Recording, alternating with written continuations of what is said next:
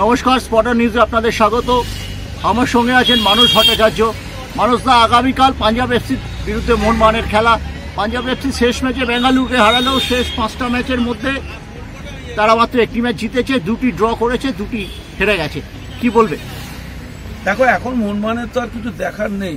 মোহনবাগানের এখন খালি এগিয়ে যেতে হবে এবং প্রতি ম্যাচেই মোহনবাগানের জয়ের মুখ খুলতে হবে। পাঞ্জাব ভালো দল, খারাপ দল নয়।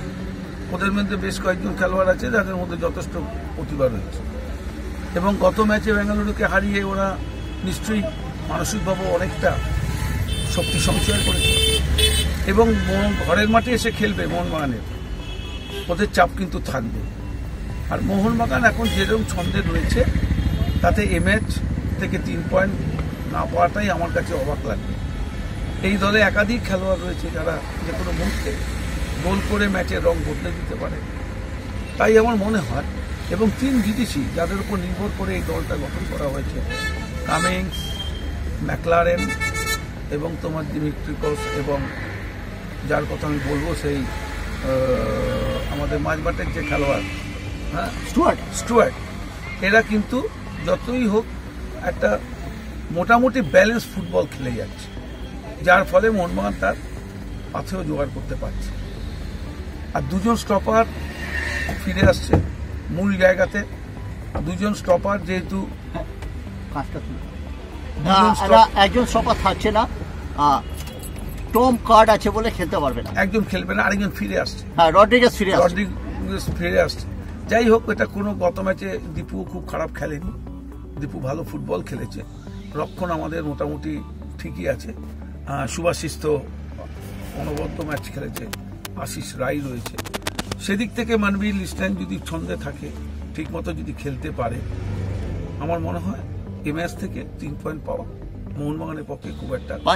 পাঞ্জাবের দুই প্রান্তিক ব্যাকের প্রবলেম রয়েছে, খুব একটা ভালো তারা খেলতে পারছে না এবং স্টপারেও অসুবিধা হচ্ছে, যার ফলে একটা সময় 2 নম্বরে ছিল ব্যাঙ্গালোরের পর, মোহনবাগান তখন 3 নম্বরে ছিল। প্রথম দিকে ওরাই তো টপের দিকে ছিল, পরপর 3টে জয় পেয়েছিল, আমার যদি ভুল না হয়। একদম ঠিক, সেটাই আমার যেটা মনে আছে।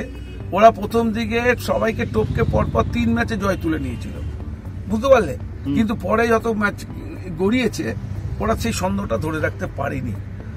ওইসব ভেবে কোনো লাভ নেই। এখন তোমাকে দেখতে হবে, একটা হচ্ছে পয়েন্টটা দেখতে হবে। 43 পয়েন্ট একটা বিরাট ব্যাপার, কিন্তু নিশ্চয়ই এই 43-এর চাপে পড়ে এফসি গোয়া হেরে গেল। যতই বলো তোমরা, আমি আমার খেলোয়াড়ি দৃষ্টিভঙ্গিতে তোমাকে মনস্তাত্ত্বিক যে চাপটা, মনস্তাত্ত্বিক চাপ কিন্তু মোহনবাগানের পরে যারা আছে তাদের উপর পড়ছে। এখন ওদের লড়াই হচ্ছে প্রথম 5-এ থাকা, 5টা ছেড়ে দাও। এখন পরবর্তী যে 5টা পোস্টার থাকবে, 6 থেকে 2 এর মধ্যে থাকা, হ্যাঁ, 2 থেকে 6-এর লড়াই চলছে। 1-এর কথা ভুলে যাও। এখন যা পরিস্থিতি, 1-এ যদি এখান থেকে পথস্খলন ঘটে মোহনবাগানের, তাহলে তার চ্যাম্পিয়ন হওয়ার কোনো যোগ্যতা নেই আমি মনে করি।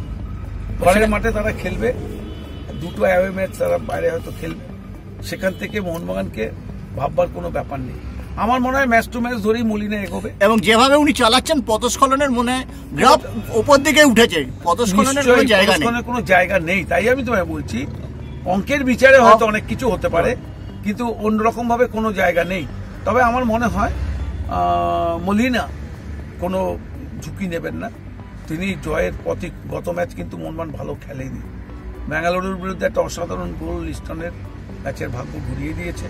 মোহনবাগান লড়াই করেছে, মোহনবাগান যে লড়াই করেনি তা না, কারণ ওরা যে ফুটবলটা খেলেছে, মোহনবাগান কিন্তু যে কোনো মুহূর্তে চাপে পড়ে যেতে পারতো, কিন্তু গোলের মুখ খুলতে পারেনি। ওরা 18 গজ পর্যন্ত বল নিয়ে এসছে, অনেক চাপ তৈরি করেছে, কিন্তু গোলের মুখ ওরা খুলতে পারেনি বা সেই রকম সুযোগ ওরা তৈরি করতে পারেনি যেখান থেকে গোল হতে পারে। একটা হেড ওরা নিয়েছিল, সেটা বাইরে চলে গেছে, হতে পারে খেলার মধ্যে এগুলো হয়, যেটা রাহুল ভিকের একটা হেড ছিল। তো আমার মনে হয় কোনো ভাববার ব্যাপার নেই, মলিনা ঠিকমতোই তার দলকে এগিয়ে নিয়ে যাচ্ছে।